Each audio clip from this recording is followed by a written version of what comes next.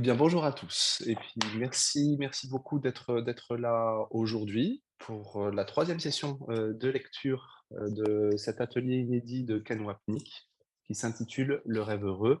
Je reprécise parce qu'on m'a renvoyé, des messages pour me demander: «Est-ce que tu peux nous partager, est-ce que tu peux nous envoyer le document?»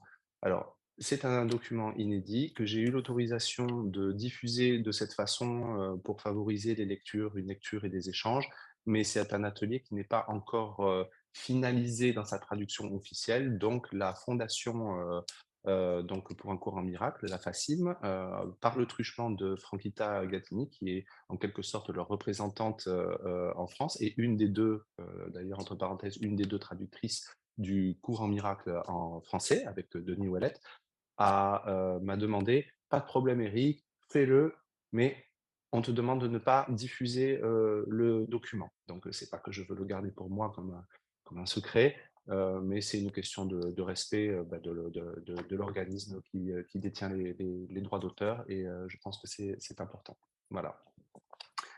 Bien évidemment, les sessions sont toujours mises en replay sur, YouTube. Je vous remercie beaucoup, pour, tous les commentaires, les encouragements, les retours, les personnes aussi qui reviennent vers moi et qui me demandent gentiment comment on peut participer. Est-ce qu'on peut te faire un petit don? Alors donc merci pour tous ceux qui ont participé avec un petit don ou même des dons plus conséquents sur PayPal. Ça me va droit au cœur.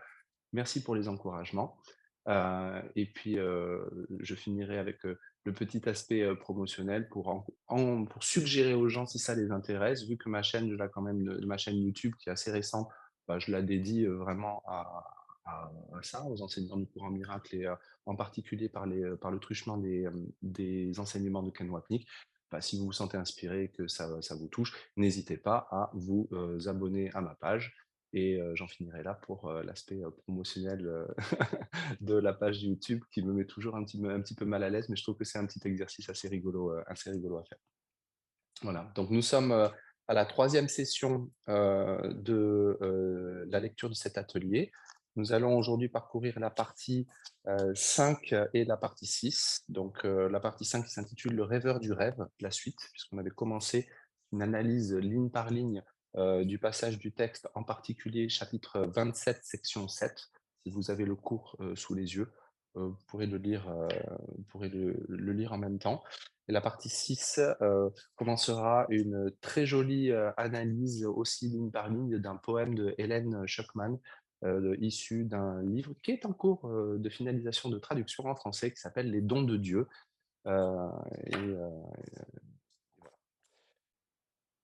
partie 5, le rêveur du rêve, suite. Voici maintenant le rêve du monde.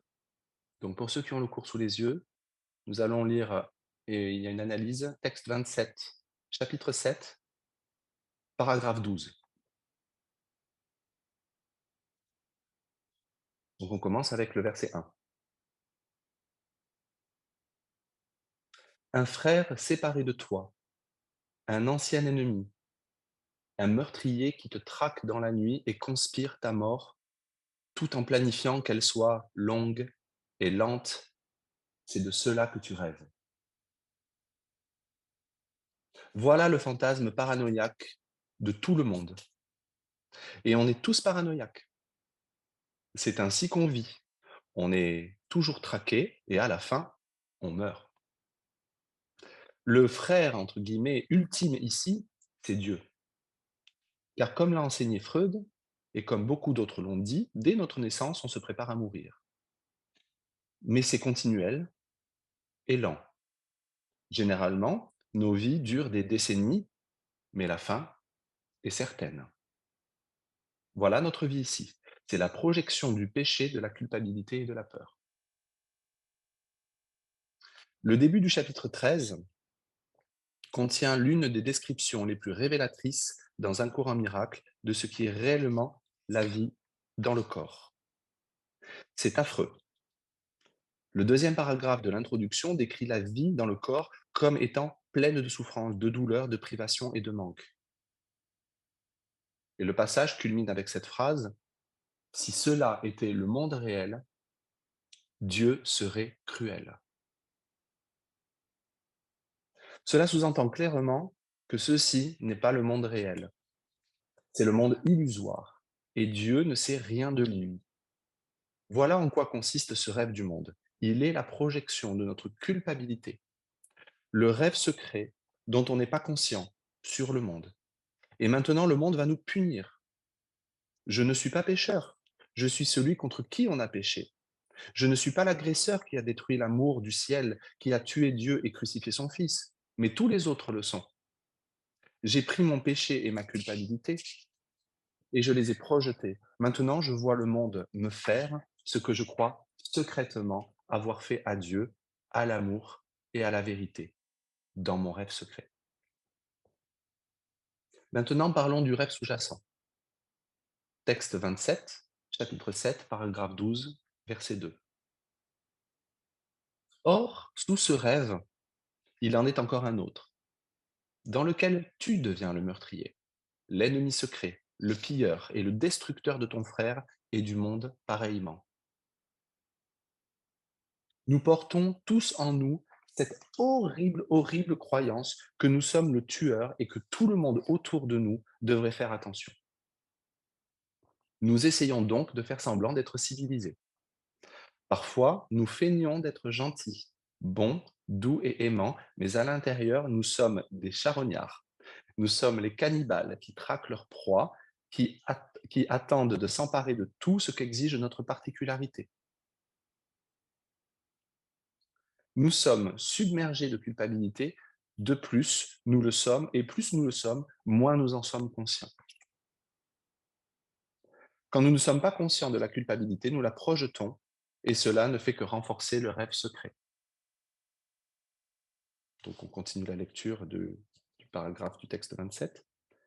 Verset 3. Là est la cause de la souffrance, l'espace entre tes petits rêves et la réalité. La cause de la souffrance n'est pas le rêve du monde, ni ce qui arrive à mon corps, ni ce qui se passe dans mon corps, ni ce que mon corps fait aux autres corps. La cause de la souffrance est dans le rêve secret, c'est-à-dire la croyance de l'esprit qu'il a péché contre Dieu et s'est séparé de lui. C'est le fossé, la séparation entre le petit soi et le grand soi que je crois avoir détruit. Verset 4. Le petit fossé que tu ne vois même pas, le lieu de naissance des illusions et de la peur, le temps de la terreur et de la haine ancienne, l'instant du désastre, sont tous là. Hein, pas dans le monde, dans ce petit fossé. Le rêve du monde n'est ni plus ni moins que la projection du rêve endormi. Le rêve secret dans l'esprit, la cause de toute la souffrance se trouve dans le rêve original. Verset 6. Là est la cause de l'irréalité, et c'est là qu'elle sera défaite. Cette dernière phrase est la plus importante de toutes, et c'est là qu'elle sera défaite. Elle ne sera pas défaite dans le monde. Cela n'a aucun sens d'essayer de changer le monde, un monde irréel, d'essayer de corriger un rêve qui n'existe pas. C'est une projection du rêve qui est dans l'esprit et qui n'a absolument rien à voir avec le corps, mais nous croyons qu'il existe. C'est là qu'elle sera défaite. C'est dans le rêve secret qu'on retrouvera la réponse. Il y a une phrase merveilleuse dans le chapitre précédent du texte qui dit: dans la crucifixion, la rédemption est déposée, car il n'est pas besoin de guérison là où il n'y a ni douleur ni souffrance. C'est dans le texte 26, chapitre 7, paragraphe 17, verset 1. La crucifixion du Fils de Dieu ne se produit pas dans le corps. Elle n'a pas eu lieu sur le calvaire. Elle n'a rien à voir avec ce qu'on lit dans le Nouveau Testament. La crucifixion du Fils de Dieu est le rêve secret, ce que nous croyons avoir fait au Christ, et ce que nous revivons et projetons continuellement. Nous croyons la revivre et en être les victimes. Encore une fois, le fossé, c'est la séparation entre mon grand soi, Christ, et mon petit soi, égo, entre l'esprit un et l'esprit divisé. C'est alors lorsque la minuscule et folle idée est prise au sérieux. Au fond, c'est la pensée de séparation qui est rendue réelle. Voilà le fossé et voilà le problème. Plus précisément encore, le problème, c'est que mon esprit décideur a choisi de regarder ce fossé, c'est-à-dire la minuscule et folle idée, qu'il a décidé de choisir de regarder ce fossé à la manière de l'ego, par opposition à celle du Saint-Esprit. L'ego regarde ce fossé en disant que c'est un péché et que c'est très sérieux. Le Saint-Esprit regarde le même fossé en disant: quel fossé? Il ne s'est rien passé. Mais dans ce petit fossé, le monde entier est apparu, parce que ce petit fossé, c'est le rêve secret. Quand on prend ce petit fossé au sérieux, il s'élargit et devient une pensée monstrueuse que nous avons détruit le ciel. Et ça devient alors si terriblement réel que le seul moyen d'échapper au fardeau de la culpabilité qui lui est inhérent est de la projeter et de s'en débarrasser.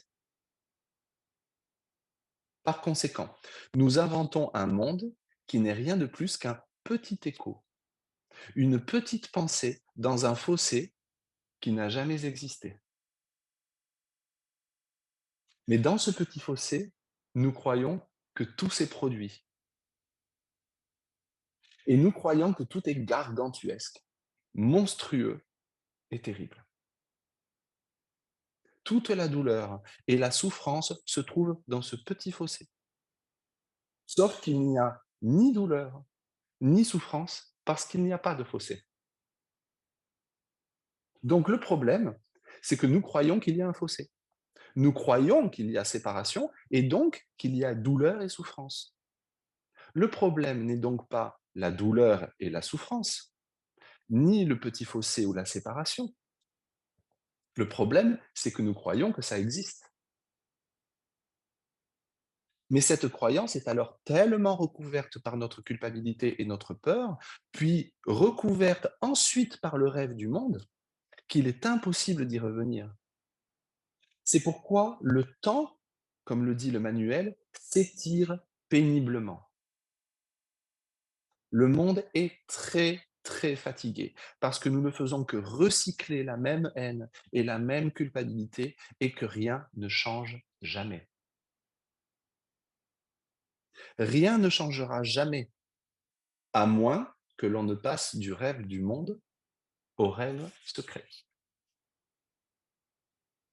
Il est très important de reconnaître à quel point nous sommes terrifiés à l'idée de faire cela et combien notre résistance à passer du rêve du monde au rêve secret est grande. C'est vraiment l'un des points cruciaux de cette école, de cette classe. Il est vraiment, vraiment important de prendre conscience de notre résistance à le faire. Voilà pourquoi nous croyons que Jésus parle des corps et pourquoi les gens pensent que Jésus veut qu'il apporte secours dans le monde. Mais quel monde? Quel monde y a-t-il à sauver? C'est le rêve du monde. L'ego veut que nous sauvions le monde. L'ego adore que l'on mette des livres spirituels dans chaque chambre d'hôtel. L'ego veut que nous croyions que les corps doivent être sauvés. Et plus le nombre est grand, plus le salut est grand. Mais le rêve secret se produit dans un seul esprit. Et chacun de nous est un fragment de ce seul esprit. Quand notre esprit fragmenté est guéri, nous sommes ce seul esprit qui est guéri. Mais la résistance à franchir cette étape est énorme. Et encore une fois, la raison de ce propos est d'aider les gens à éviter de faire cette erreur avec ce cours. Il ne s'agit pas du corps, il ne s'agit pas du rêve du monde. Un cours en miracle fait partie du rêve du monde où la source de ce cours est le rêve heureux dans l'esprit que nous nommons Jésus. Mais la source réelle de ce cours, c'est la pensée d'amour qui est dans l'esprit de chacun. Nous lui donnons un nom parce que nous croyons en avoir un. Donc ce cours joue le jeu avec nous jusqu'à ce qu'il nous aide à nous rendre compte qu'il y a une vérité au-delà du jeu, J-E-U. Et cette vérité est dans l'esprit, elle n'est pas dans le corps. Elle ne se trouve pas dans un ensemble de pages, ni dans un groupe de mots. Elle ne se trouve pas chez une personne que l'on dit en être l'auteur. C'est un conte de fées. Donc le cours miracle, un cours en miracle est un conte de fées. C'est un conte de fées, c'est un beau conte de fées qui a beaucoup de signification pour nous, mais si nous en restons là et si nous n'allons pas au-delà du symbole jusqu'à la source, nous rendons le rêve du monde réel.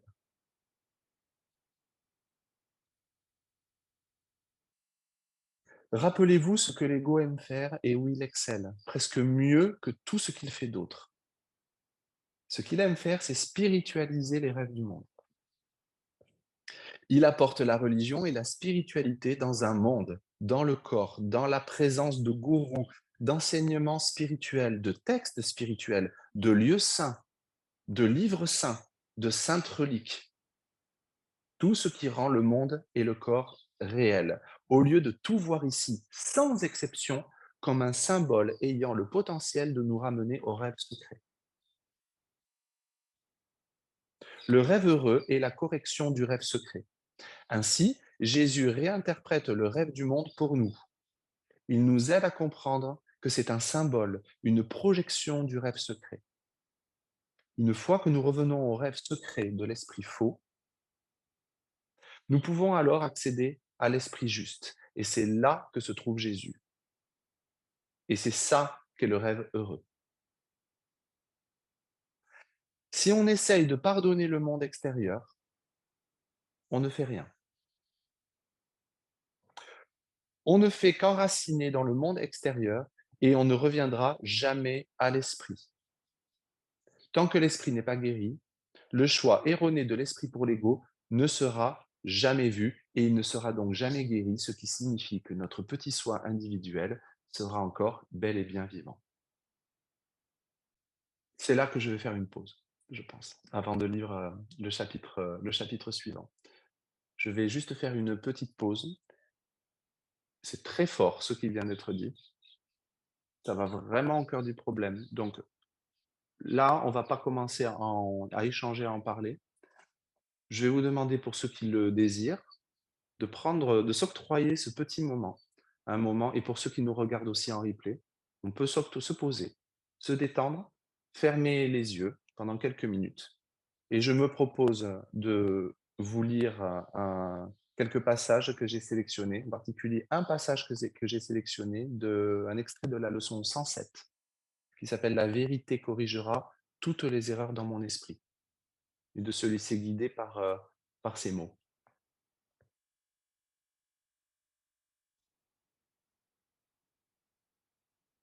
Peux-tu imaginer ce qu'est un état d'esprit sans illusion? Comment tu te sentirais? Essaie de te souvenir d'un moment, une minute peut-être, peut-être moins, où rien ne vint interrompre ta paix, où tu étais certain d'être aimé et en sécurité.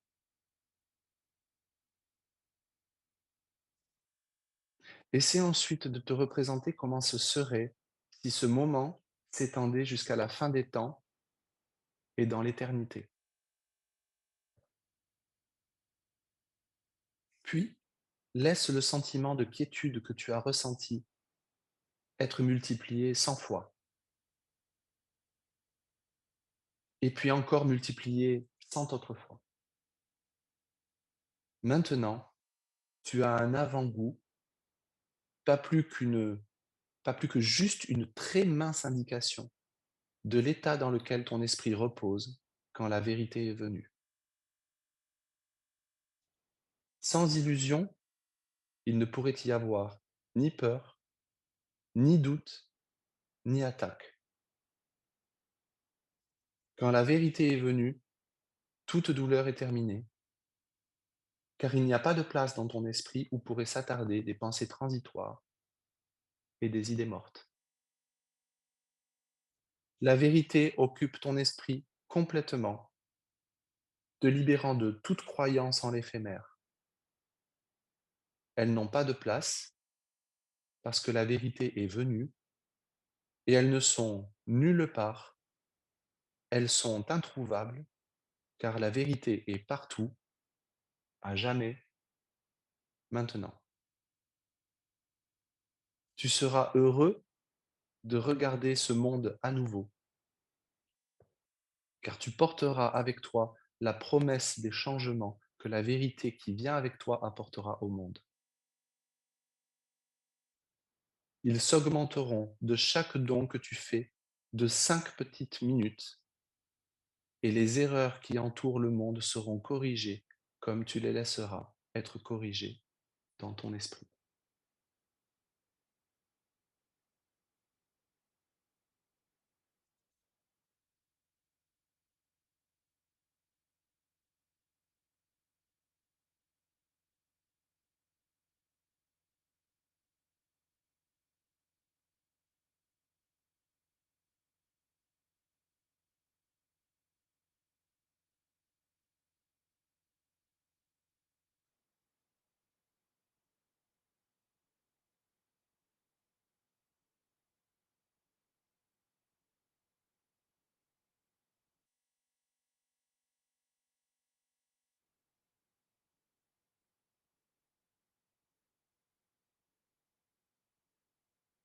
Bien,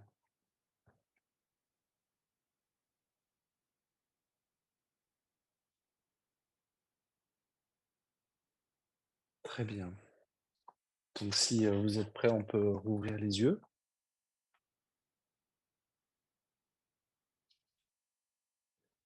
et je vais commencer la lecture de la partie 6 qui s'intitule La fin du rêve et donc extrait des dons de Dieu. Donc en l'occurrence page 119 qui est un recueil donc de poèmes qui ont été écrits par Hélène de la même façon qu'elle a écrit le cours. Donc Kenneth commence ainsi. Maintenant, je voudrais continuer en examinant un passage tiré de The Gifts of God, les dons de Dieu. Le poème en prose qui se trouve à la fin du recueil de poésie d'Hélène, intitulé The Gifts of God, les dons de Dieu. À l'origine, ce contenu consistait en une série de messages qui ont été reçus sur une période de plusieurs semaines pour la réconforter à un moment où elle vivait une anxiété et un stress énormes. Nous examinerons la section intitulée The Ending of the Dream, la fin du rêve, qui a été écrite au cours du deuxième ou du troisième jour de cette période éprouvante. Ce qui a déclenché ces messages fut au fond un non-événement qui prit fin au bout d'une journée. Mais les messages ont continué. Je les ai rassemblés et je les ai gardés, car ils semblaient d'un seul tenant. Après la mort de Hélène, ils ont été publiés sous forme de poèmes en prose. Et comme je l'ai mentionné plus tôt, voilà un merveilleux résumé de l'ensemble du cours. La partie dont nous allons discuter maintenant concerne les deux rêves dont nous avons parlé. Nous commençons par le premier rêve, donc qui est le rêve de l'esprit. Cette partie aborde précisément l'erreur dont j'ai brièvement parlé au tout début, c'est-à-dire confondre le rêve heureux avec quelque chose d'extérieur. Cela aide à expliquer et à développer l'idée quant à la raison pour laquelle nous faisons cela.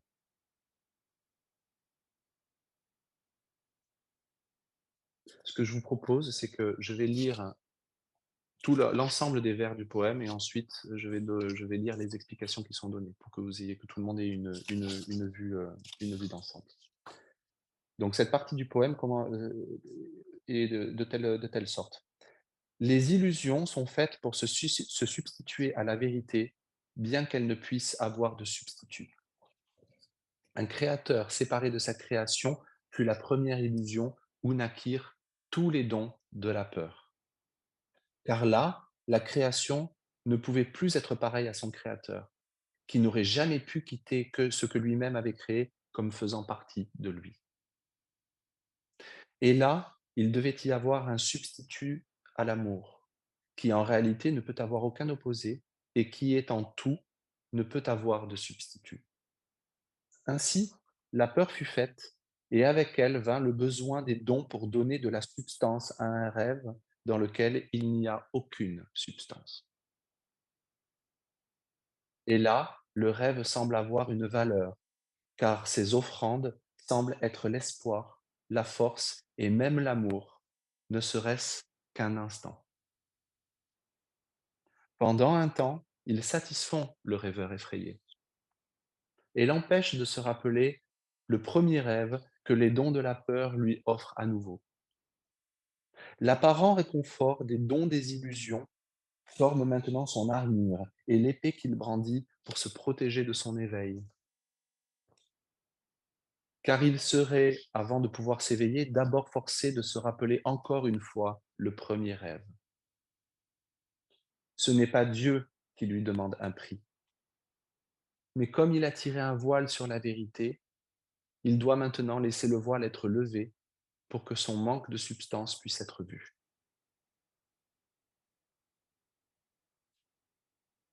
Donc je reprends le premier vers. Les illusions sont faites pour se substituer à la vérité, bien qu'elles ne puissent avoir de substitut. C'est une manière de dire que la minuscule et folle idée d'être séparé de Dieu était une tentative de notre part de se substituer à la vérité. Mais il ne peut y avoir de substitut à la vérité, ce qui signifie qu'il n'y a pas eu de séparation. Verset 2. Un créateur séparé de sa création fut la première illusion où naquirent tous les dons de la peur. Toutes les expressions de la peur que nous avons et que nous avons toujours eues depuis le début sont nées de cette pensée originelle que la création peut se séparer de son créateur, que les idées peuvent quitter leur source. Verset 3. Car là, la création ne pouvait plus être pareille à son créateur, qui n'aurait jamais pu quitter ce que lui-même avait créé comme faisant partie de lui. Autrement dit, la création est désormais séparée. Elle ne fait plus partie de l'unité vivante. Elle est à part de l'unité vivante.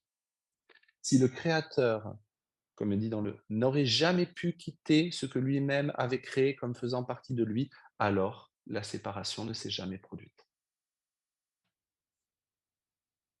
Verset suivant. Et là, il devait y avoir un substitut à l'amour, qui en réalité ne peut avoir aucun opposé et qui, étant tout, ne peut avoir de substitut.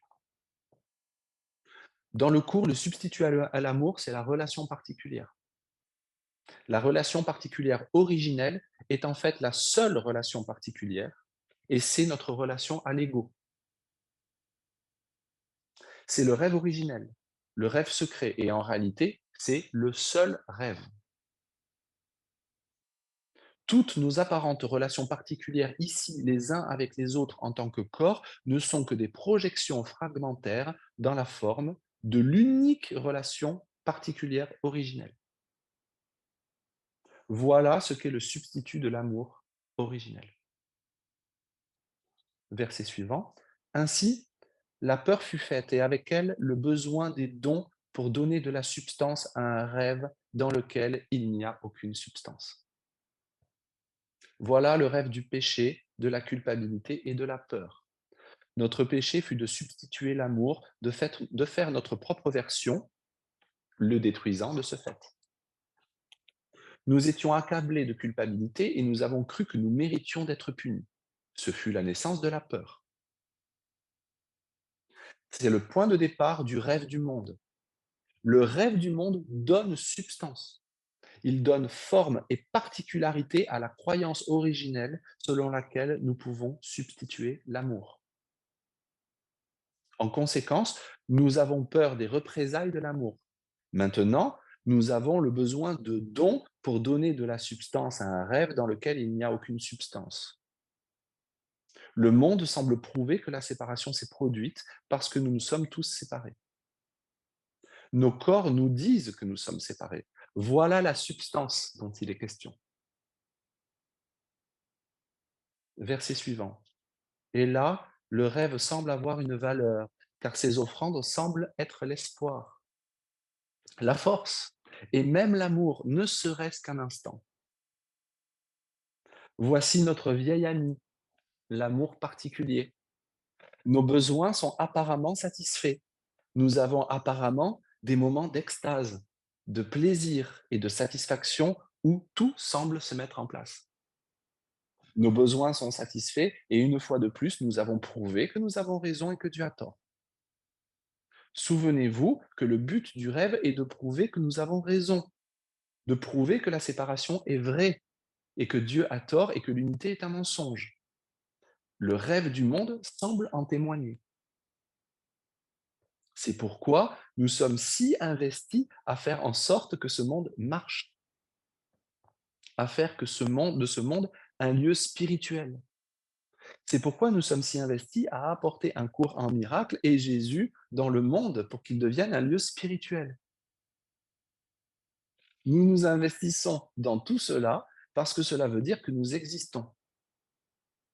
Nous recouvrons notre culpabilité d'un voile de spiritualité. Je suis très certainement saint et spirituel parce que je suis un étudiant du cours en miracle, ou un étudiant et un adepte de la Bible.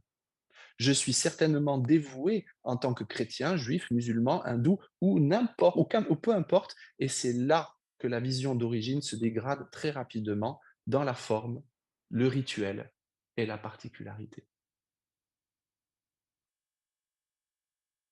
Verset suivant. Pendant un temps, ils satisfont le rêveur effrayé. Nos rêves d'amour particuliers nous satisfont pendant quelque temps, parce que ça semble fonctionner. Ce qui nous contente aussi pendant un temps, ce sont nos rêves de haine particulière, où nous adorons haïr, juger, prendre en défaut et critiquer. Nous nous sentons tellement bien quand nous avons identifié puis détruit l'ennemi, que ce soit en tant que chef d'État qui déclare la guerre à un autre pays ou à un autre groupe, ou en tant qu'individu, lorsque nous déclarons la guerre aux membres de notre famille, à notre cercle d'amis, à nos collègues de travail, etc. C'est à ce moment-là que les rêves particuliers, les rêves du monde, semblent fonctionner et ils nous rendent apparemment heureux, au moins pendant un certain temps. Voici maintenant la clé. C'est la suite de la phrase. Pendant un temps, ils satisfont le rêveur effrayé et l'empêchent de se rappeler le premier rêve que les dons de la peur lui offrent à nouveau. Nos dons de peur particuliers dans ce monde nous offrent le rêve secret. Nous ne nous en souvenons pas. Quel est le cœur du rêve secret? Le cœur, c'est que nous pouvons garder notre séparation, mais que quelqu'un d'autre en est tenu responsable. Dans le rêve secret, ce quelqu'un, c'est Dieu. Dieu est le méchant. Une fois que nous projetons cela, nous gardons notre existence séparée en tant que corps, et alors tous les autres corps dans notre vie sont responsables à notre place, à commencer par nos parents, et ensuite les autres tout au long de notre vie. Ce sont eux, et peu importe qui eux et qui ils sont, ce sont eux les responsables. Nous pouvons comme ça avoir le beurre de la séparation de notre ego, et l'argent du beurre et la crémière. Mais tout le monde se mourra empoisonné. Cette seule phrase nous donne le but du monde. Verset suivant. L'apparent réconfort des dons des illusions, c'est-à-dire la particularité, forme maintenant son armure et l'épée qu'il brandit pour se protéger de son éveil. Que se passe-t-il si je me réveille? Le rêve a disparu, mon petit soi a disparu, et je suis de retour avec le Dieu que je n'ai jamais quitté. Qu'est-ce qui me dit que je ne suis pas de retour avec Dieu? C'est le rêve secret. Qu'est-ce qui protège le rêve secret? Les rêves de particularité du monde. Rappelez-vous, le but est tout. Les rêves du monde, notre investissement énorme dans les corps et chaque aspect de la vie corporelle, qu'elle soit physique ou psychologique, ne font que protéger le rêve secret. Ce qui nous préserve de reconnaître le fait que nous n'avons jamais quitté la maison, car le rêve secret nous empêche de regarder la pensée de l'expiation dans notre esprit, laquelle nous dit que rien ne s'est passé. Verset suivant. Car il serait, avant de pouvoir s'éveiller, d'abord forcé de se rappeler encore une fois le premier rêve. Quelque part en nous-mêmes, nous reconnaissons que la seule manière de rentrer chez nous et de nous éveiller de ce rêve, c'est de revenir à ce rêve secret. Nous avons juré à l'ego et à nous-mêmes que nous ne ferions jamais cela, car si nous regardions ce premier rêve avec Jésus à nos côtés, nous constaterions qu'il n'y a pas de rêve. Nous constaterions que tout était inventé. Ce n'était rien. Et derrière le néant de l'ego se trouve la lumière resplendissante de l'expiation et derrière elle, l'unité de Dieu. Accepter la lumière resplendissante de l'expiation, c'est le monde réel, à ne pas confondre avec avec le rêve heureux. Les rêves heureux sont les tremplins vers le monde réel. Ils nous rapprochent de plus en plus de l'expiation. Et comme le dit le cours, nous ne restons dans le monde réel qu'un instant. Puis Dieu descend et nous ramène à lui, et tout est fini. Verset suivant, ce n'est pas Dieu qui lui demande un prix. Dieu ne croit pas au sacrifice. Nous n'avons pas à souffrir. Nous ne sommes pas redevables à Dieu. Regarder le rêve secret ne doit pas être douloureux. Verset suivant, mais comme il a tiré un voile sur la vérité, là il parle de chacun d'entre nous, il doit maintenant laisser le voile être levé pour que son manque de substance puisse être vu. Voilà le rêve heureux. Le rêve heureux regarde le rêve cauchemardesque et se rend compte que c'est un rêve. Ne le confondez pas avec quoi que ce soit d'extérieur. Les rêves du monde masquent le rêve secret. Jésus prend nos expériences des rêves du monde, c'est-à-dire nos expériences corporelles et nos relations particulières, et il les utilise pour nous enseigner qu'elles ne sont que des symboles et des fragments obscurcis du rêve secret. Il nous ramène à l'intérieur. Voilà ce que fait ce cours. Voilà ce que Jésus fait dans ce cours. Il lève simplement le voile que l'ego a laissé tomber entre nous et l'esprit afin que nous puissions regarder. Lorsque vous demandez de l'aide à Jésus, c'est cela que vous demandez. Non pas qu'il répare le rêve ou qu'il l'améliore ou qu'il vous rende plus heureux ici dans l'illusion. Vous lui demandez de vous aider à lever le voile afin que vous puissiez regarder sans peur ce que masque le rêve extérieur, c'est-à-dire de regarder le rêve secret. Quand vous regardez cela avec son amour à côté de vous, vous regardez au-delà vers la lumière de l'expiation. Mais vous ne pourrez pas atteindre la lumière de l'expiation et reconnaître que la séparation ne s'est jamais produite sans regarder d'abord ce que vous avez mis là pour la cacher. Nous en sommes extrêmement terrifiés. C'est pourquoi nous avons besoin de petites étapes. C'est pourquoi nous avons besoin des rêves heureux, des rêves doux qui progressivement, pas à pas, nous mènent du sans-esprit au plein esprit.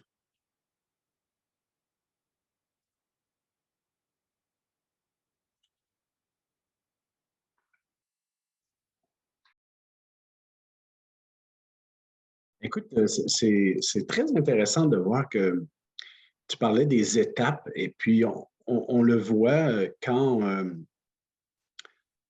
chaque jour on est appelé à travailler avec le Saint-Esprit dans toutes nos étapes de tous nos jours, de toutes les secondes et puis tout ça. Euh, et on le voit que, moi en tout cas personnellement, je le vois que ces petites étapes-là font qu'il y a une acceptation de la description qu'on voit dans les livres que tu as lus, de ce rêve qui est fou. C'est fou, là, quand tu vois ça, tu dis, voyons donc, ça ne se peut pas qu'on invente ça. Et oui, effectivement, on le vit. Et puis, avec l'aide du Saint-Esprit, on nous invite à travailler toujours avec le Saint-Esprit pour nous permettre de nous recentrer dans cette folie qui est le rêve qu'on vit présentement. Et puis, effectivement, oui, ces petites étapes-là nous permettent vraiment de s'asseoir dans cet enseignement-là, qui nous ramène tranquillement. Et j'adore écouter la clarté de l'énoncé que M.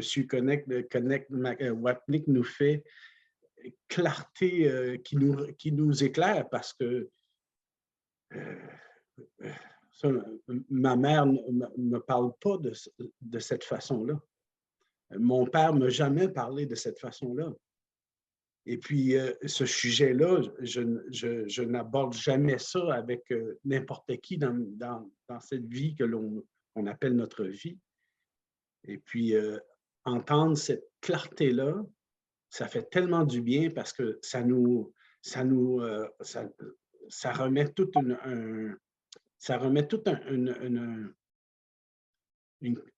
j'ai juste le mot clarté qui revient, mais c'est comme si la lumière, oui, c'est ça, c'est la lumière, dans le fond, qui nous revient, dans le fond, à travers cet enseignement-là. Il n'y est plus. On l'a perdu.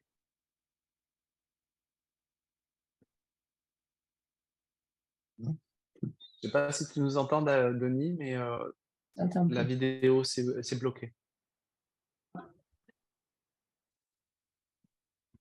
Enfin, on va attendre que notre ami Denis nous rejoigne, mais merci beaucoup pour ce témoignage. Oui, Ken a une clarté pendant tout son enseignement qui a duré quand même pas mal de temps, a été d'une clarté et d'une comment dire, et d'une fidélité par rapport aux enseignements du cours, sans essayer d'en faire, de mettre du sambon dessus ou d'en faire quelque chose de plus acceptant ou acceptable au niveau biblique ou quoi que ce soit. Il a été vraiment très, très, très, très, très clair.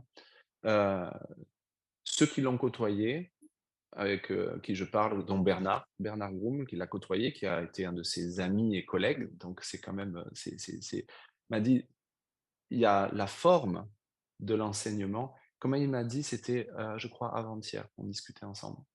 Et il m'a dit, si tu l'avais connu, si tu l'as pu voir et avais pu ressentir cette paix absolument palpable qui émanait de tout son être, qui venait du fait qu'il n'y avait plus de particularité en Ken Wapnick. Et finalement, au-delà des mots, c'était ça le véritable enseignement, où tout est accueilli. C'est aussi pour ça qu'il était tout à fait libre de dire des choses qui, pour certains, peuvent même être pris comme extrêmement dures parfois. Parce que on adore, en parlant en général dans les enseignements spirituels, mais un cours en miracle ne fait pas exception, on adore, pardon de le dire un peu comme ça, n'y voyez pas d'attaque, mais on adore se tartiner. On adore se tartiner, parler d'amour, on aime la lumière, c'est super, c'est super. Enfin, qui n'aime pas ça? Qui n'aime pas ça? Mais un cours en miracle est très très clair dès le départ à nous dire ce cours ne vise pas à enseigner ce qu'est l'amour. Ce cours vise à enlever les blocages. Comment peut-on enlever les blocages si on ne va pas d'abord regarder les blocages? Le fait de se surconcentrer sur les tartines, l'amour, tout est merveilleux, tout est super. Il n'y a absolument rien de mal, bien évidemment, mais il faut juste se rendre compte, ah, je dois peut-être avoir encore un peu peur, voire très très peur de regarder les blocages. C'est ma façon de gérer. Ce n'est pas grave. L'obstacle à l'amour. Jésus, est-ce qu'on peut regarder ça ensemble? Le rêve heureux, nous dit-il, c'est de regarder notre cauchemar et de rappeler que ce n'est qu'un rêve. Nous, on saute tout de suite, ah, c'est qu'un rêve. On a juste oublié la première partie, regarder le cauchemar. Et ça ne fait pas de nous des mauvais étudiants, des gens méchants, des pécheurs, des idiots, mais pas du tout. Ça veut dire des gens qui ont besoin d'aller pas à pas, petit à petit, de pas sauter, pas essayer de sauter directement sur le dernier barreau de l'échelle. Denis, t'es revenu. Oui. Hey! Et donc, de ne pas sauter directement au dernier barreau de l'échelle. Nos petits pas, ce sont nos relations quotidiennes, ce sont nos expériences quotidiennes. Il n'y a pas de hiérarchie dans les illusions. Nous n'avons pas besoin d'aller vite, vite, vite en Amazonie pour aller voir l'illusion et guérir l'illusion de la destruction des forêts amazoniennes. Mm. Ça n'est pas différent qu'à un moment donné, de regarder nos illusions et nos accès de colère quand on marche pieds nus sur un Lego qui traîne. Voilà. Mm. Il n'y a pas de hiérarchie dans les illusions. L'ego nous dit que oui. Mm. Il n'y a pas de niveau dans les miracles. Il n'y a pas de petits miracles et de grands miracles. Le miracle n'est pas quelque chose qui se passe. Le miracle, c'est ce changement de regard. Ouais. C'est ce changement de prisme et d'enseignant dans l'esprit. Dans le cours, nous dit-il, le miracle ne fait rien. Mm. Il regarde la dévastation et rappelle à l'esprit que ce qu'il voit est faux. Voilà le miracle. Mm. Ce qu'il voit est faux. Voilà. Tout ce qu'on voit. Dans la méditation que nous avons faite tout à l'heure, j'avais délibérément, si je puis dire, mis cet extrait à la fin, puisqu'il parle au début, si vous vous souvenez, d'imaginer un état d'esprit sans jugement. Mm. Il nous en donne un petit aperçu, ça a l'air absolument magnifique. Mais qu'est-ce qu'il dit à la fin? Tu seras heureux de regarder ce monde à nouveau, Ah ouais. Mm. car tu porteras avec toi la promesse des changements que la vérité qui vient avec toi apporte au monde. C'est-à-dire que on va dans notre intériorité, on demande, voilà, on va au miracle, on regarde notre dévastation, enfin bon, peu importe. On applique ce que fait le cours. Progressivement, nous ressentons de plus en plus, nous faisons une expérience extrêmement personnelle, intime, qui ne peut Mm. pas être répliquée dans la forme entre chacun. Mais c'est une expérience et nous revenons dans ce monde. Qu'est-ce qui a changé? Rien. Ce qui a changé, c'est notre regard. Mm. Ce qui a changé, c'est le fait qu'on regarde maintenant et qu'on voit des occasions de pardon au lieu de voir des occasions de se sentir victime ou d'attaquer. Mm. C'est tout ce qui change. Si ça a des effets un peu plus concrets, des choses qui, oui, ça peut, Mm. mais on ne peut pas maîtriser ça, on ne sait pas tellement comment ça se passe. La seule chose qu'on nous demande de faire, c'est de faire ce cheminement intérieur. Mm. Voilà. Et c'est le rêve heureux. Le rêve heureux, c'est le fait de regarder le rêve malheureux du monde en se souvenant que ce n'est qu'un rêve et de le regarder avec des yeux qui pardonnent. Voilà, c'est le rêve heureux. Alors, on voit le gap absolument incroyable avec la compréhension qu'on a au préalable du rêve heureux, où on s'imagine, et je m'inclus complètement là-dedans, où on pense que le rêve heureux, c'est notre rêve mondain, la planète Terre qui devient, en l'occurrence, qui devient un lieu, un havre de paix et un nouveau jardin d'Éden. Il n'y a rien de mal à essayer d'améliorer notre monde, Mm. mais ne confondons juste pas, ça c'est pas le rêve heureux dont parle le cours. À ce sujet, tu m'entends? Bien sûr. Eric, tu m'entends? À ce sujet, j'aimerais bien, justement, je trouve que la définition que tu viens de faire du rêve heureux, je la trouve très intéressante. Pourquoi? Parce elle résume vraiment de manière concise la définition. Et je voulais te poser justement une question. Peux-tu me donner en quelques mots la définition du rêve secret, du rêve heureux, du rêve du monde? Ça, c'est un besoin de clarification en ce qui me concerne. Mais je vois que déjà, tu manies bien la synthèse. Et par ailleurs, dans la méditation que tu nous as donnée, en réalité, on, on essaye intérieurement de se relier à la vérité. Et une fois que nous avons perçu un petit fragment de cette vérité, nous la donnons au monde également. Mais en fait, si je reprends le discours de Ken Watney qui dit que le monde n'existe, est une illusion et qu'il n'y a pas à le changer, mais dans cet acte-là, on agit quand même sur le monde. Voilà, Fin de mes questions. Merci. Alors, je vais essayer de répondre au mieux. Il y a 2 niveaux de rêve. Alors bon, ces définitions, ces explications sont présentes aussi, dans les vidéos précédentes, dans les lectures précédentes. Mais si je pour résumer, le premier niveau de rêve, c'est, la croyance qu'on se sépare. C'est la minuscule et folie. Mm. Mm. C'est un premier niveau de rêve, Mm. que les idées peuvent se séparer de leur source, Mm. pour faire, simple, puisque c'est une phrase Mm. importante, du cours. Ça, c'est le premier niveau de rêve. Mhm. Ce premier niveau de rêve, et si on part du principe que la source, c'est effectivement l'unité, l'amour, la paix, avec toutes ces caractéristiques qu'on donne à l'unité, l'amour, le fait de se croire séparé est automatiquement une antithèse de tout ça. Donc ça vient automatiquement avec une expérience de culpabilité, de peur, de terreur. Mm. Voilà. Et là, il y a le deuxième niveau de rêve. Et le deuxième niveau de rêve, c'est en fait une projection, c'est-à-dire que ça nous protège du premier niveau de rêve. Le niveau de terreur est absolument si intolérable, il est si insupportable qu'on on le, on le nie et qu'on le projette sur un rêve. On fait un rêve dans lequel nous ne sommes pas coupables, mais nous sommes victimes. Mm. Mhm. Nous sommes victimes de nos gènes. Nous sommes victimes du mauvais temps. Nous sommes victimes de la malchance. Nous sommes victimes de notre corps défaillant. Nous sommes victimes de ce méchant voisin ou de ce méchant pays frontalier qui nous attaque. Nous sommes victimes de notre mère acariâtre ou de notre belle-mère absolument insupportable. Nous sommes victimes de nos cheveux bouclés ou de nos cheveux trop lisses. Nous sommes victimes de notre calvitie. Nous sommes victimes de notre âge. Nous sommes victimes, mais ultimement, nous sommes victimes de Dieu. Mm. Comment Dieu peut-il accepter de faire ça? Mm. Mais on s'arrange avec ça. Mhm. Bon, quand même, le Dieu que nous inventons, puisque ce n'est pas Dieu, le Dieu que nous inventons, il est quand même costaud. Donc on va essayer de transiger avec lui, Mm. on va lui faire des sacrifices, Prière.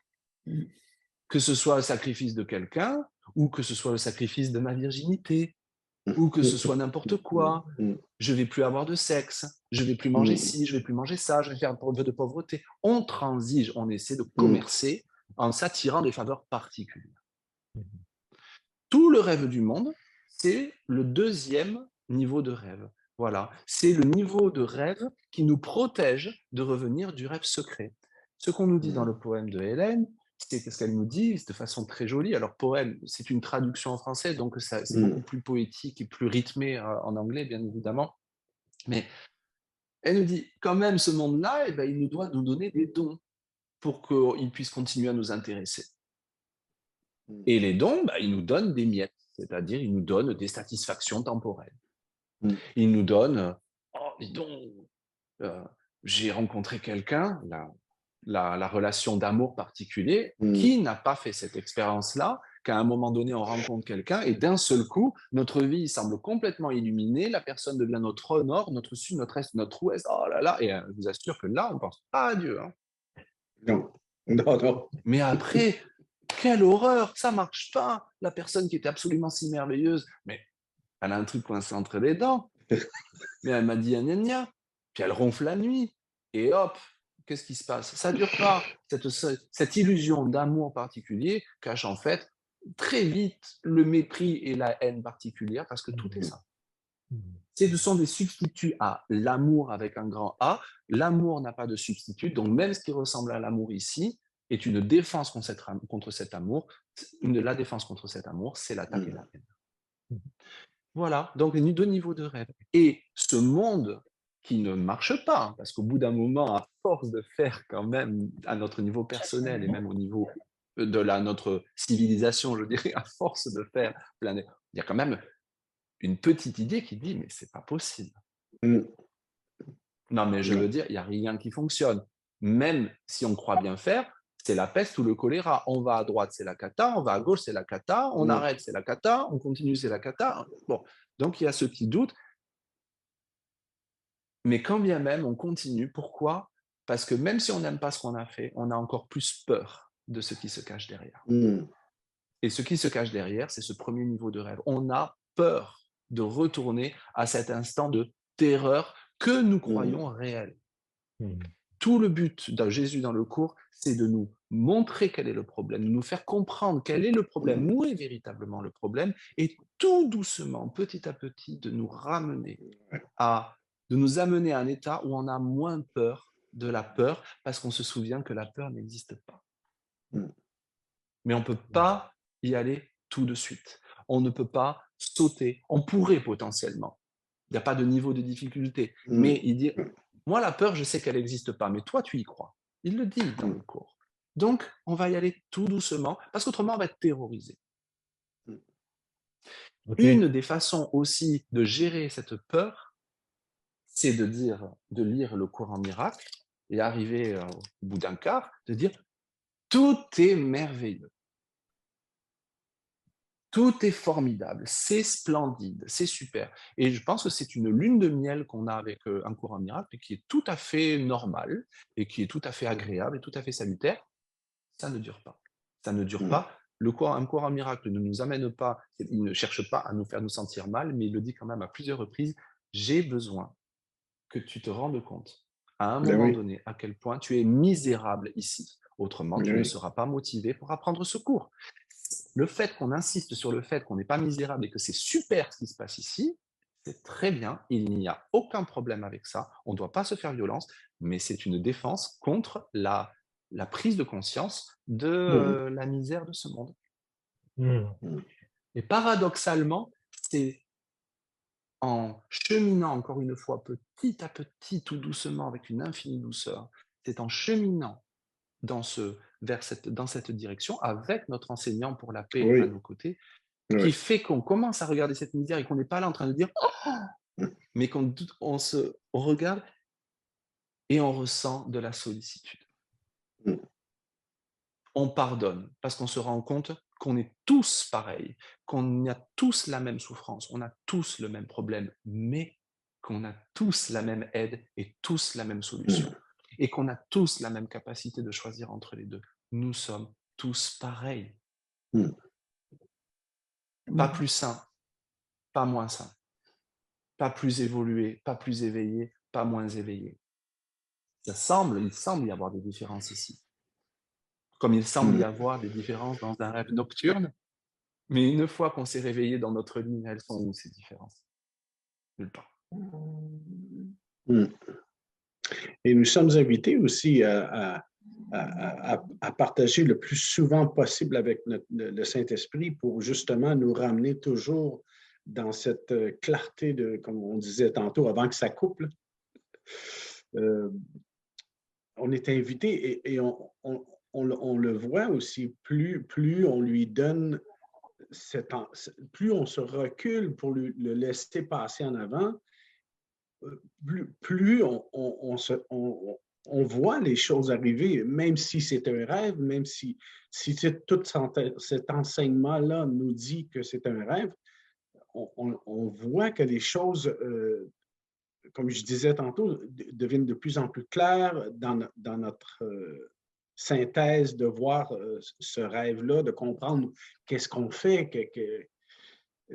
Moi, je le vois l'enseignement de tous les jours, à chaque fois que je me recule et je le laisse passer en avant, je vois la différence, je le vois. Je vois mon jugement qui s'abaisse, mon jugement, il descend. Tout ce jugement-là, ce pardon-là, c'est le pardon qui arrive en arrière. En lui laissant passer en avant, je me rends compte que tout le jugement est changé par le pardon. Et ça, c'est génial. C'est génial, ça. Ça, comme tu dis, c'est pas de devenir heureux dans le rêve, mais cet enseignement-là nous emmène ce certain bonbon-là, en tout cas, je crois, dans notre cœur, cette sérénité-là, cette paix-là, de changer le jugement à travers le pardon en laissant le plus souvent possible l'enseignant passer en avant toujours. moi, je ne fais que ça. J'essaie que de faire que ça, mais c'est pas toujours évident. On le sait Ouais, très bien. c'est un processus. Mais merci beaucoup pour ton témoignage. Ben, merci à Je toi. je vais juste préciser une chose. Bien sûr que tout ce qu'on dit là, il n'y a absolument rien dans le cours qui soit contre, le fait que nous essayions ou que nous faisions ce qui est nécessaire pour améliorer nos conditions de vie et Oui, pour oui. être plus confortable ou pour être Mm. voilà, il nous dit juste: «Ce n'est pas ça la paix de Dieu dont je te parle». C'est tout. Il ne faut pas non plus imaginer qu'on doit donc du coup se forcer à vivre une vie de misère et Oui. retomber dans les travers judéo-chrétiens pour pouvoir accéder à la paix de Dieu, hein? Mm. J'ai rencontré, des C'est personnes clair, qui avaient c'est clair. décidé Mm. d'arrêter d'écouter de la musique, d'arrêter et cetera, parce que c'était en contradiction avec le cours. Non, non, non. Mm. Tu le disais, tout ce qu'on fait, tout ce qu'on préfère, tout ce qu'on n'aime pas, toutes nos pérégrinations quotidiennes peuvent maintenant servir à notre but. Nous n'avons pas à changer quoi que ce soit. Nous Mm. pouvons dire avant, ça servait un but particulier, ça servait le Mhm. but de l'ego de rendre l'erreur réelle et de me confirmer que tout ce qui se passait ici était vraiment, ça se passait vraiment et que c'était réel. Mhm. Maintenant, je peux regarder exactement la même chose. Mais cette fois, je peux m'entraîner à demander à Jésus de regarder avec moi. Ouais. T'en penses quoi? T'en Oui. penses quoi? Tiens, on regarde ça ensemble, que ce soit à l'extérieur ou à l'intérieur, dans mon Mhm. univers psychologique. T'en penses quoi? Mm. Mhm. Comme il nous dit, attention, ne sous-estimons pas notre énorme résistance à faire cela, parce Mhm. que, à un certain Mhm. niveau, nous savons très bien ce que ça veut dire. Mhm. Mhm. Oui, Donc voilà, donc tout doucement, tout doucement, tout doucement. pas Merci à pas. beaucoup, Denis. Pas à pas. Moi, je me suis demandé si j'avais pas des peurs qui se sont réveillées pendant la lecture. Vous m'entendez là? Mhm. Mm. Oui, Parce que il y a des moments où c'était très clair. Je suis tout à fait d'accord avec Denis. Il y a une très grande clarté dans le cours. Et à côté de ça, il y a des moments où j'enregistrais pas du tout les mots. Mm. C'est comme si je planais au-dessus des mots et que j'arrivais pas à rentrer dedans. Et je me suis demandé s'il n'était pas une question de peur, quoi, dont on n'est pas conscient, puisque c'est c'est des peurs trop enfouies. Je me suis demandé si ça venait de là. Je ne sais pas, je me suis posé la question. alors à ton avis, est-ce que tu penses qu'il y a une résistance, en nous tous d'ailleurs, en chacun Oui, de nous, à ce qui vient d'être dit? oui, je pense qu'il y a une grande résistance qui ne veut pas rentrer complètement dans ce qui est dit. Je Mais je pense te qu'il y a remercie, une. oui, je te remercie beaucoup Bernadette, parce que c'est très important, parce que souvent Mm. quand on parle de résistance, on imagine quelque chose de vraiment très boum, tu vois? Mm. Mm. Et alors que c'est ce que tu viens de partager, c'est essentiel. Juste de dire: «Tiens, mon attention vacille», comme quand à un moment donné je m'endors sur le Mm. cours ou que c'est nos résistances. Mm. Ouais, c'est ça, je me suis. Est-ce qu'on doit en faire un gros problème? Non. Est-ce qu'on doit en faire une affaire d'État, en faire tout un fromage? Non. Juste de dire: «Ah, tiens, Mm. Bizarre. on peut regarder ça Il ensemble? faut ramener. Ouais. Je dois avoir peur de l'amour». C'est tout. Voilà notre travail. Alors bon, autant pour l'ego qui pense qu'il est investi d'une grande mission.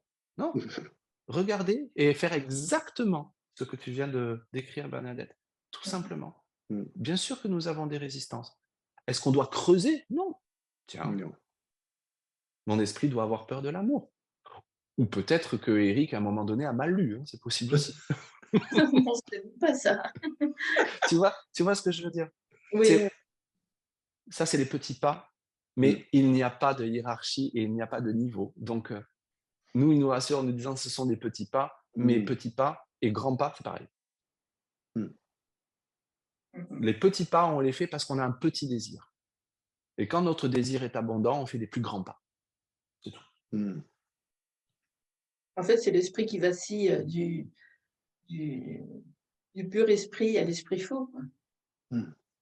Dans On le ces fait parfois. sessions, on peut imaginer, Oui.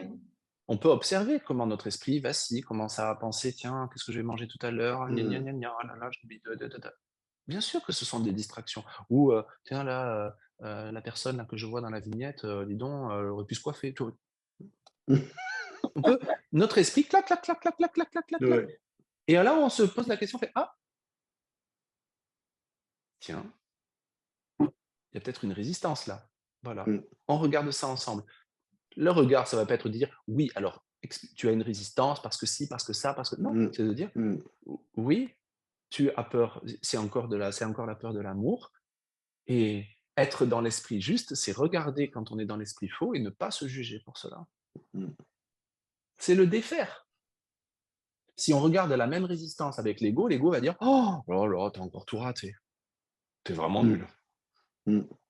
Décidément, non mais tu as un cours qui te parle de l'amour et de l'éveil et toi, tu es même pas foutu de le faire». L'ego, il étudie le cours avec nous, hein. Mmh mh. Mmh. Faut pas en douter une seule seconde. Non, non, non. L'ego est dans ce chemin avec nous et il va tout réinterpréter. Il va forcément et l'ego, c'est ce que nous croyons être. C'est pas une Mmh. entité, à part, Mmh qui mh. nous hein, c'est un système de pensée en nous. Donc l'ego, il lit le cours et il l'interprète. L'ego, il prend le cours et puis il le mélange avec la Bible, par exemple. Ou avec Mmh. d'autres enseignements. Non pas qu'ils soient mauvais, les enseignements, c'est juste qu'il fait des gloubi-boulgas pour brouiller les pistes. L'ego, il va réinterpréter tout ça. L'ego, il va dire: «Ah, le rêve heureux, c'est super, c'est sauver l'Amazonie», par exemple. Mmh mh. L'ego étudie le cours avec nous. Et alors là, je nous le dis à tous, souvenez-vous que l'ego étudie le cours avec nous. Mmh. Et l'ego parle toujours en premier. Mmh. C'est pas un danger. C'est juste une honnêteté de regarder. Si on sait que l'ego est là, comme dit Bernard, que progressivement, avec la guidance, si je puis dire, de notre enseignant intérieur Mmh. pour la paix, on commence à regarder l'ego et à prendre conscience, puisque c'est quand même le but du cours, à prendre conscience qu'il est là, que c'est le choix que nous faisons pratiquement tout le temps, Mmh. pour les raisons qu'on a déjà évoquées, nous éclairons l'ego de la lumière de notre conscience. Mmh. Nous ramenons de l'esprit à une idée de sans-esprit. Donc, c'est le défaire de l'ego. Mmh. Nous n'avons pas à craindre l'ego, mais nous devons le regarder. Et quand on commence à étudier un cours en miracle et qu'on saute tout de suite, ça arrive souvent, qu'on saute tout de suite sur les échelons suivants en disant l'ego, c'est pas important. L'ego, ça nous ennuie. Oh, ça, c'est ton ego. Tu nous Mmh. enquiquines avec ton ego. Oh, mais ça, c'est l'ego, c'est pas important. L'important, qu'est-ce qu'on fait? On nie Mmh. la pouvoir de l'esprit qui a déjà choisi l'ego. Et l'ego est fait. Super. Parce que quand on le nie, c'est là qu'il a du pouvoir. Et résultat, on commence à pratiquer le cours, voire à enseigner le cours avec beaucoup d'erreurs. Beaucoup d'erreurs. Et parfois, beaucoup de méchanceté. Pourquoi? Pas parce qu'on est mauvais et méchant et bête, mais Non. parce qu'on a fait une erreur de nier l'ego. Mmh. On a fait une erreur de faire ce que le cours appelle un déni particulièrement indigne. C'est-à-dire qu'on a nié le pouvoir de l'esprit qui a choisi déjà l'ego. Il faut que nous regardions ce choix. Donc, Mmh. quand quelqu'un, dans un courant miracle ou dans d'autres spiritualités, quand quelqu'un, à un moment donné, aborde cet enseignement de cette façon, je pense qu'il faut être extrêmement vigilant. Et je fais une petite parenthèse aussi, puisque c'est quelque chose que j'ai traduit récemment, je l'ai pas partagé, sur un atelier de Ken Wapnick. On l'a évoqué, la dernière fois, quand on parle de personnes qui transmettent des messages que le Saint-Esprit, des messages particuliers ou des messages spécifiques que le Saint-Esprit leur donne ou leur donne pour les autres. Alors, j'ai été quand même, Ken Wapnick est très clair par rapport à ça. Il dit surtout il dit surtout pour ceux qui commencent, je leur dis que quand quelqu'un vient vous parler des messages spécifiques, des messages concrets que le Saint-Esprit leur donne, et surtout quand il vous dit en plus que ce sont des messages pour vous, fuyez. Alors, il le dit avec beaucoup d'humour, dans l'assistance pendant l'atelier, il y a tout le monde qui rigole, mais il dit fuyez, parce que Jésus ne parle pas en concret, ne parle pas en spécifique. Le Saint-Esprit ne parle pas en spécifique. Ce n'est pas un péché, c'est juste une grande peur. Une grande peur. Et les gens qui font ça ne sont pas des gens mauvais, mais ils sont des gens qui ont peur, mais qui nient leur peur. Donc le message abstrait, la réponse abstraite d'amour qu'ils reçoivent, comme nous tous, ils nient l'ego, donc ils ne se rendent pas compte que l'ego reprend ça, en fait quelque chose de concret et en fait quelque chose de particulier. J'entends le Saint-Esprit, pas vous. Je l'entends mieux que vous. Mon canal est plus propre que le vôtre. Je suis votre enseignant particulier. Je suis votre gourou. Vous devez m'écouter. Moi, stop. Stop. C'est un non-sens. Ce ne sont pas les enseignants du cours. Ça sent le cours, ça ressemble au cours, ça a la couleur du cours, mais c'est pas le cours. Le Canada Dry. C'est du Canada Dry. C'est le Canada Dry du cours. Et ça fait du mal. C'est une illusion, on peut dire tout ça, mais ça n'aide pas. Ça n'aide vraiment pas. Non. Je reviens à ce que je disais tout à l'heure, tu seras heureux de regarder ce monde à nouveau. Voilà. On se connecte avec cet amour, on s'autorise à le ressentir, on sera heureux de regarder de ce monde à nouveau avec des yeux qui pardonnent. Les enseignants de Dieu, il le dit dans le cours, rien ne les différencie des autres. Ils parlent de la même façon, ils parlent le même langage que les autres. Mais leur front est plus lisse et ils sourient davantage. C'est tout. Oui. Je me rends compte des fois que quand on regarde ça, ça semble être une montagne. Et puis notre enseignant nous dit donne-moi juste une bonne volonté, ta bonne volonté. Et ça, je trouve ça tellement libérateur parce que c'est quelque chose on peut comprendre. Donner cette bonne volonté, même si on ne comprend pas l'histoire au complet.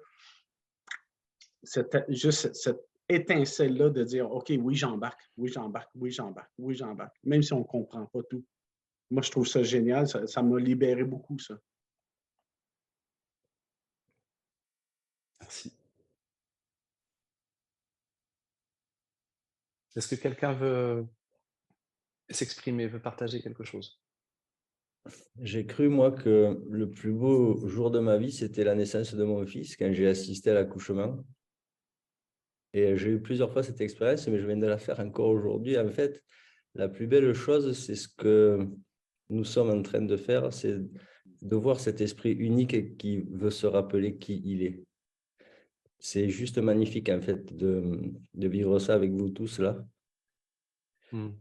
C'est hyper profond pour moi. Et puis, au début de la lecture, il y a eu cette prise de conscience et qui est venue me nettoyer que, en fait, je n'ai rien fait. Il ne s'est rien passé, mais c'est venu vraiment le nettoyer vraiment. Je n'ai rien fait. Rien que pour ça, c'était énorme. Et je vous invite, et je nous invite à relire la leçon 22, qui est la leçon du jour. Ce que je vois est une forme de vengeance. C'est vraiment tout à propos dans le thème d'aujourd'hui. Et c'est marrant parce que j'ai été amené depuis 2 ou 3 jours là, à regarder une série sur Netflix qui s'appelle Viking. Donc, si vous la connaissez, voilà c'est vraiment la folie de l'ego qui est là. Alors, bon, âme sensible, s'abstenir, hein, parce que c'est hyper violent, c'est de l'ego pur jus. Mais je ne savais pas pourquoi je regardais ce truc-là. Je l'ai mis en fond hier et ça tournait. J'ai laissé tourner toutes les saisons. Des fois, je dormais, des fois, je regardais. Mais chaque fois, j'étais réveillé au bon moment quand j'avais des phrases à entendre. Et je vois aujourd'hui, en fait, que c'est un rapport avec ce qui est dit, ce que tu nous as partagé, ce que Kenneth nous partage. Et c'est un rapport avec la leçon. Et ça montre bien cette folie de l'ego et de ne pas le prendre à la légère. Et c'est vraiment... ça me fait une leçon complète, en fait, de tout ce qui vient de se passer dans les 3 derniers jours. C'est vraiment... Donc, Merci. à tous, merci, parce que c'est vraiment Merci à ensemble, toi. c'est vraiment ensemble que ça se passe. Je vous aime très, très fort. On t'aime aussi. Merci beaucoup. Sur la naissance de ton fils ou sur des émotions très fortes ou quand on devant un coucher de soleil ou devant une œuvre d'art ou peu importe. L'ego va prendre ça et dire c'est ce qui se passe est réel, l'amour est là, il est dans mon fils, il est dans cette symphonie musicale, dans ce tableau, dans ce coucher de soleil, c'est là qu'est la vérité, en gros. Donc le monde extérieur existe, la séparation a eu lieu. Le Saint-Esprit ne nie absolument pas ce que nous ressentons et notre expérience. Et il nous dit, ce qui se passe, tu réagis parce que ça te fait te souvenir de l'amour et de la beauté qui est ta véritable nature. Donc on peut complètement accueillir le coucher de soleil, accueillir la beauté de ce monde, qui peut être vraiment très prégnante quand même.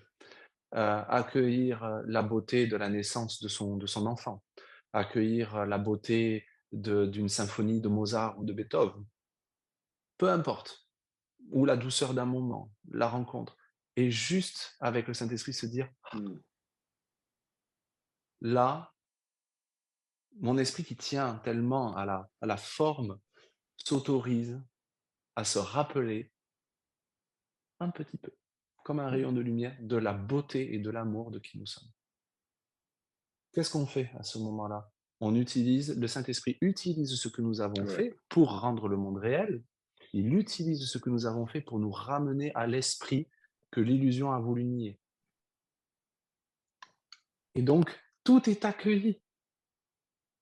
Tout est accueilli. Et là, il y a la gratitude et il y a une grande liberté aussi. Parce qu'on ne dit pas, on n'exige plus de notre enfant du coucher de soleil, de tel artiste ou de telle circonstance, de nous compléter. On les remercie de nous rappeler de notre complétude qui est déjà là. Il n'y a pas de sacrifice de quoi que ce soit. Tout est réinterprété par le Saint-Esprit. C'est juste une façon de regarder différente. Qu'est-ce qui a changé à la symphonie? Qu'est-ce qui a changé au coucher de soleil? Qu'est-ce qui a changé à la naissance d'un enfant? Rien. L'interprétation, oui, a changé. Et voilà. Notre bonne volonté. Oui. C'est notre bonne volonté d'apprendre une autre leçon, de demander comment tu vois ça, toi. Pas d'en faire des nœuds au cerveau, hein. Juste de prendre cette habitude de demander. L'expérience viendra, le ressenti viendra, une compréhension qui aura la forme, que ce soit par une pensée ou quoi que ce soit, qui sera tellement adaptée à nos besoins et à là où on croit être que ça sera clair. Voilà.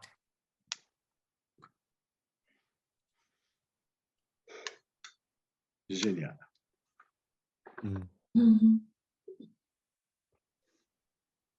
Ça, c'est pour les belles choses.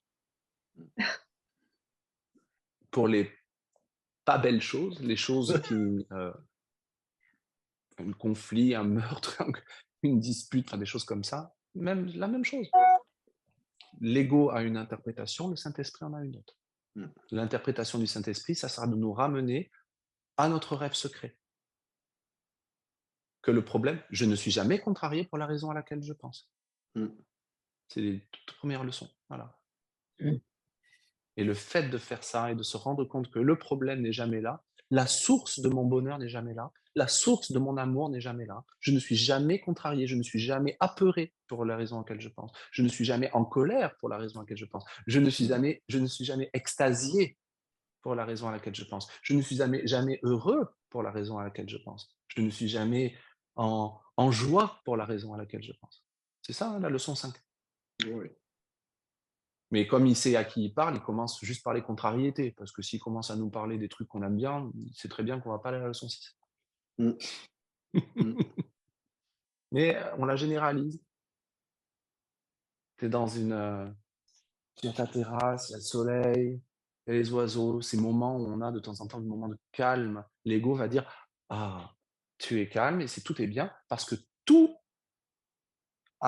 est bien organisé, tout est machin, tu as de l'argent sur le compte, la popote est en train de cuire, les oiseaux, ils sont là en nombre, c'est joli, il y a pas de bruit.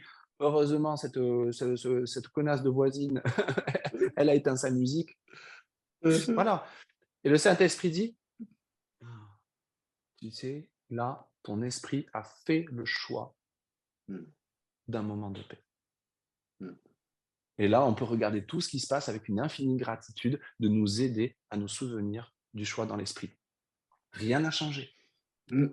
tout a changé.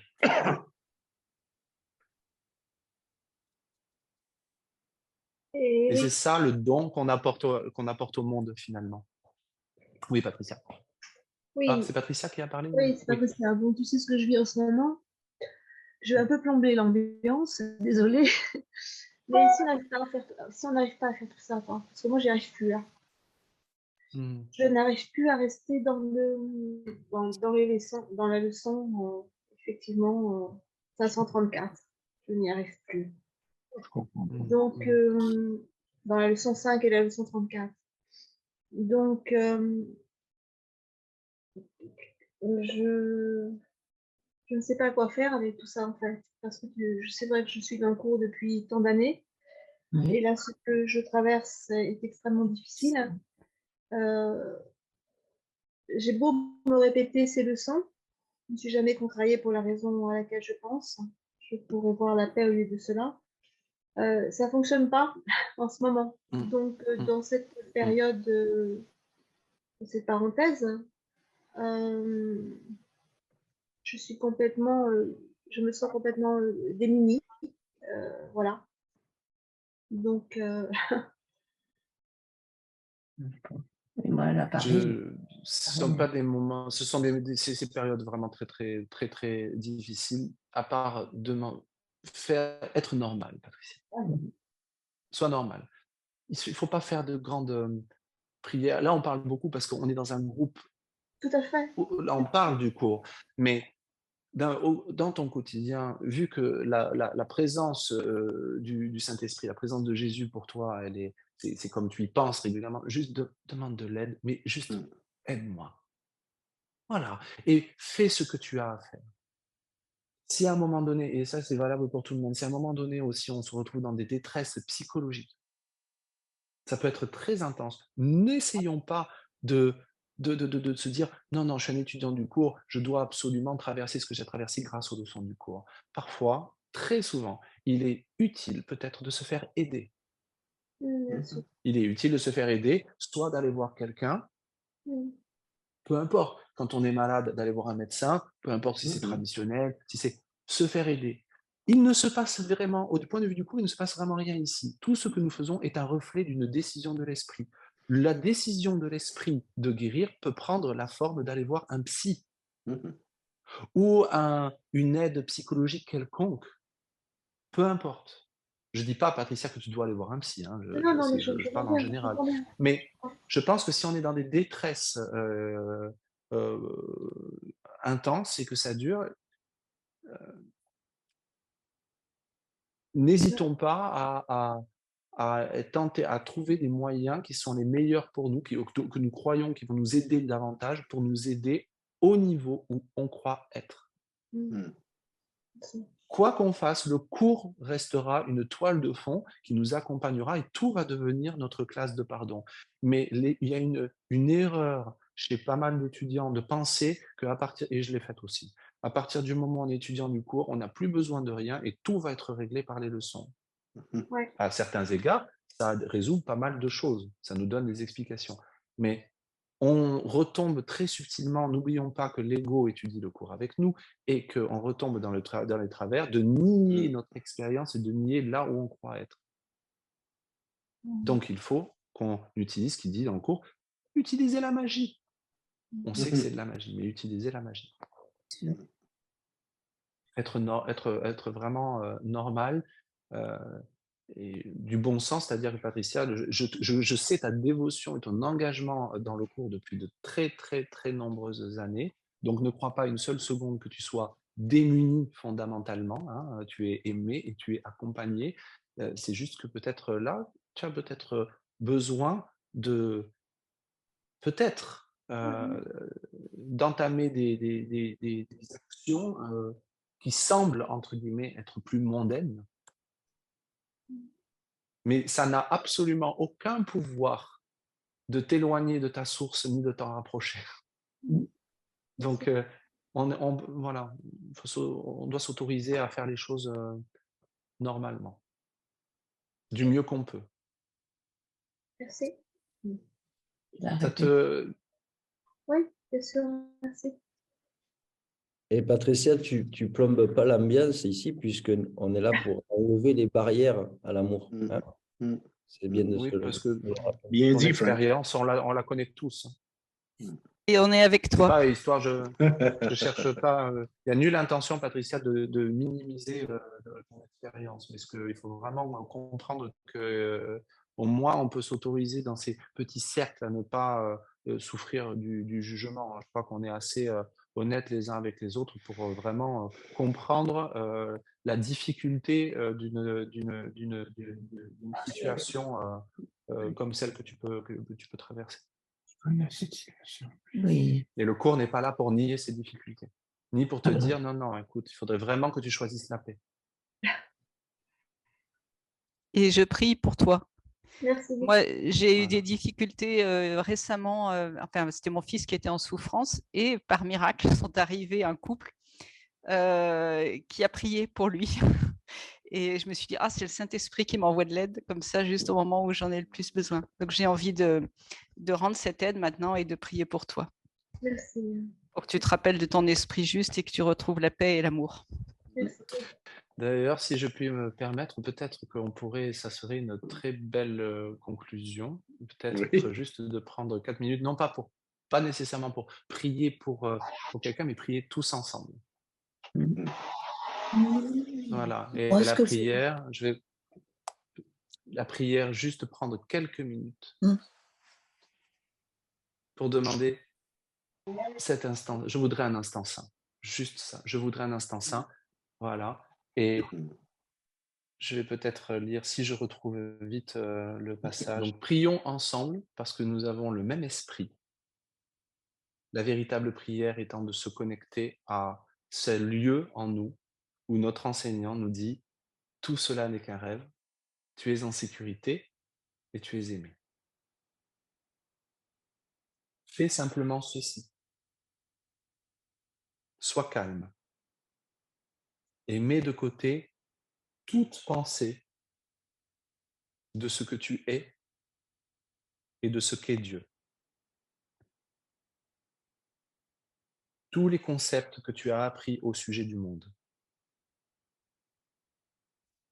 Toutes les images que tu as de toi-même. Vide ton esprit de tout ce qu'il pense être vrai ou faux, ou bien ou mal, de toute pensée qu'il juge digne et de toutes les idées dont il a honte. Ne t'accroche à rien.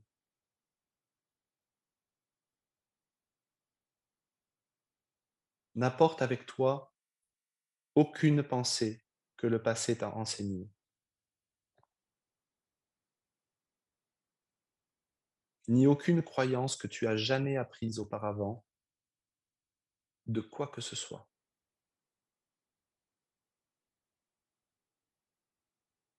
Oublie ce monde.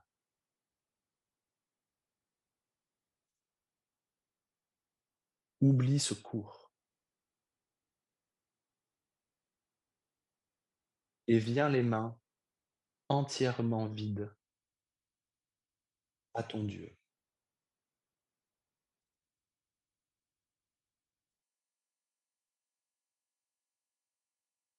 Sois calme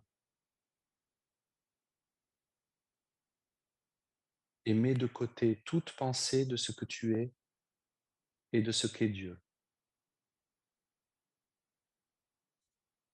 Tous les concepts que tu as appris au sujet du monde.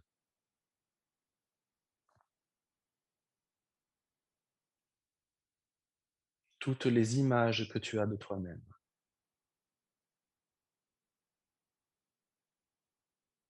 Vide ton esprit de tout ce qu'il pense être vrai ou faux, ou bien ou mal, de toute pensée qu'il juge digne, et de toutes les idées dont il a honte.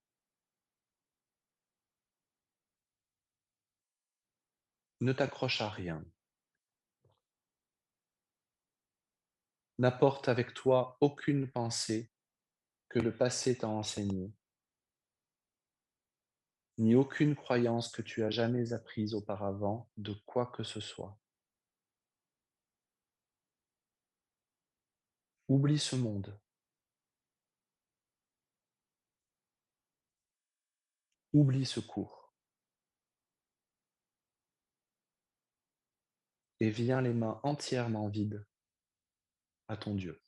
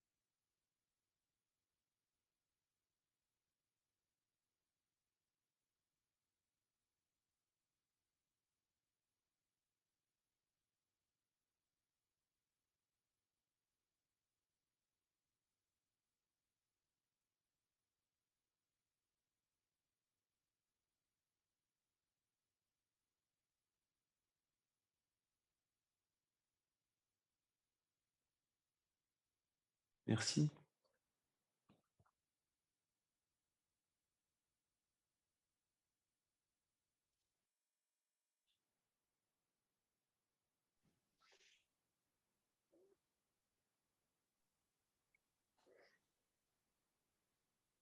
Oublie ce monde, oublie ce cours.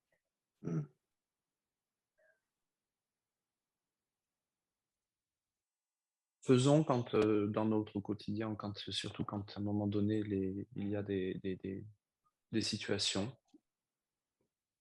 problématiques. Faisons ce que nous avons à faire.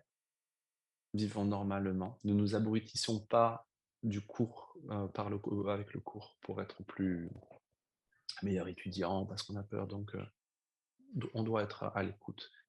Il y a un équilibre à trouver entre être diligent dans notre étude et être doux aussi, quand à un moment donné, ne pas faire de forcing. Autorisons-nous à nous poser. On a un paquet de problèmes. Peut-être qu'à ce moment-là, d'entendre que ces problèmes ne sont pas réels ne nous aide pas. Donc, on a un paquet de problèmes. C'est notre sac de cailloux. On peut prendre de temps en temps, régulièrement, quand on le sent, le plus souvent possible quand on le sent, dans la journée, un moment de calme où on demande là de l'aide, mais d'être très simple.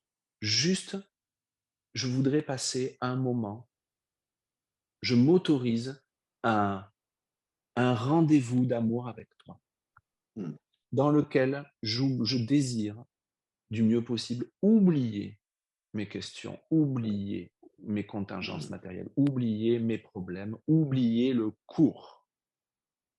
Juste être avec toi. Je vais récupérer mon sac de cailloux après. On ne va pas exiger de moi que je sacrifie mes problèmes ou que je sacrifie l'importance que revêtent pour moi ces situations. L'importance que j'y mets à les résoudre. On ne va pas m'enlever ça. Mais le fait de venir régulièrement passer un moment de quiétude, d'amour avec quelqu'un, quand je le sens, quand je suis prêt, va m'aider, quand je vais reprendre mon sac de cailloux, à le regarder différemment. Il y aura toujours les cailloux, mais ça sera plus léger. Chemin faisant, dans le monde, pour pouvoir pallier à certaines contingences et exigences matérielles, le fait, encore une fois, de se bombarder, ça n'est qu'une illusion, ne peut ne pas aider. Ça peut rester dans un coin de la tête, histoire de ne pas en faire trop tout un plat, mais parfois, ça n'aide absolument pas. C'est pour ça qu'il faut faire les choses normalement. Et on peut s'octroyer, se faire le cadeau de ce moment de calme quand on peut. Et si on n'y arrive pas, c'est pas grave. L'important, c'est le petit désir.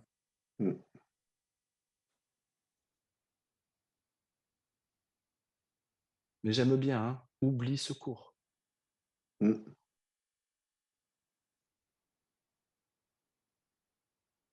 Coquille vide. Le cours, c'est comme une œuvre d'art.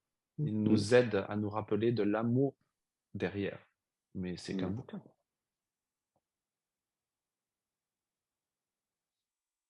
Merci Eric. Merci Et Eric.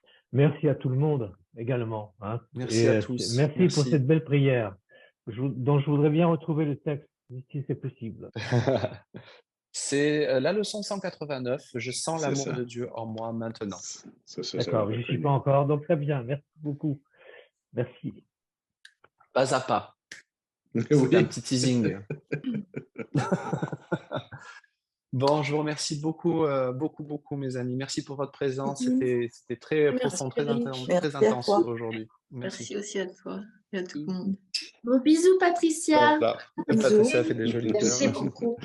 Merci. Bisous à tous. Bisous Eric, c'est très clair. Ciao. Merci vraiment beaucoup. Bisous à tout le monde. À tout le monde. Merci. Merci à tous. Bisous. Au revoir, bon dimanche. Merci à tous. Au revoir.